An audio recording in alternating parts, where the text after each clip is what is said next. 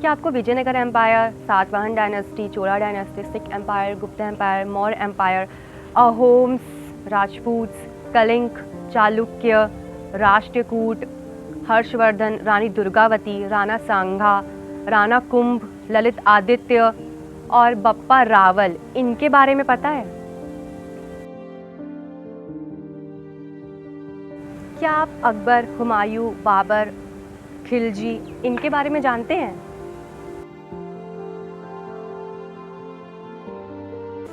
ऐसा लगता है जैसे हमें हमारी हिस्ट्री इन्वेडर्स के पॉइंट ऑफ व्यू से पढ़ाई जाती है। जैसे एक मूवी में एक हीरो की पूरी स्टोरी में विलन का रोल सिर्फ कुछ छोटे मोटे सीन तक ही होता है।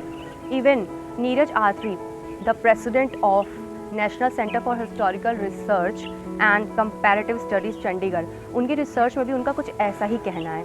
होता क्या है कि हिस्ट्री जो एनसीईआरटी की हिस्ट्री टेक्स्ट बुक्स हैं उनमें कुछ स्टेटमेंट लिखे होते हैं और अगर उस पर क्लेम किया जाए आरटीआई के थ्रू और फिर उसके बाद जवाब मांगा जाता है एनसीईआरटी से, तो उनका ये कहना होता है कि उनके पास इसका कोई प्रूफ या कोई भी सोर्स नहीं है। For example, themes of Indian history part 2 for the class 12th book, on the page 234 of the history textbooks, it says that all the Mughal empires gave grants to support the buildings and maintenance of the places of worship. Even when the temples were destroyed during war, grants were later issued for their repair. ऐसा history text books में लिखा है। And जब जवाब मांगा गया NCERT से इसका, तो उनका ये कहना था कि उनके पास इससे रिलेटेड कोई भी सोर्स नहीं है। यानी NCERT says that it has no information on source of claim. Like seriously, मतलब 1-2 साल के लिए नहीं, 75 ईयर्स तक।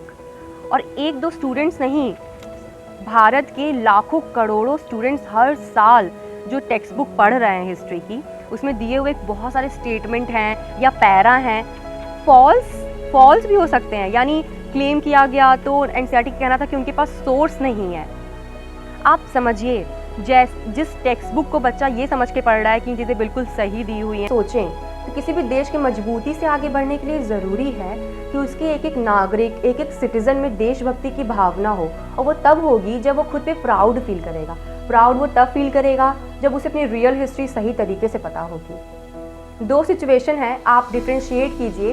पहला सिचुएशन जिसमें एक बच्चा हिस्ट्री पढ़ रहा है कि हम कैसे प्रताड़ित हुए, हमें गुलाम बनाया गया, बाहर से लोग आए और हम पर आक्रमण किए, और वहीं साथ साथ उसे अपने किंग, अपने राजाओं और अपने लोगों के बारे में, एंसेस्टर्स के बारे में पता ही नहीं है। तो वो कैसे प्राउड फील करेगा खुद पे, कैसे गर्व फील करेगा।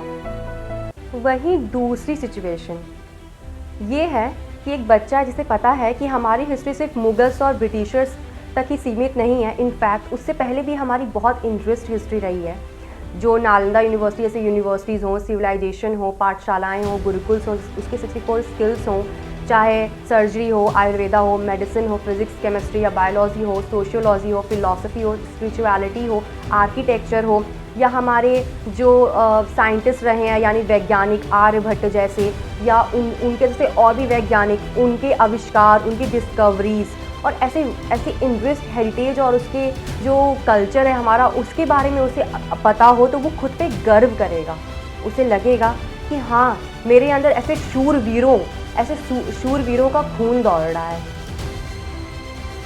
योगी आदित्यनाथ जी ने यूपी में हिस्ट्री के टेक्स्ट बुक्स में कुछ चेंजेस किए हैं, जिसमें से ग्लोरिफिकेशन ऑफ इन्वेडर्स जैसे कि मुगल्स, इन चीज़ों को हटाया जाएगा, उसमें कुछ रिफॉर्म्स किए जाएंगे जो सही है, क्योंकि एक सही एजुकेशन, एक सही टेक्स्ट बुक डायरेक्टली हमारे माइंडसेट पे असर डालती है। जय हिंद, जय भारत। Thank you.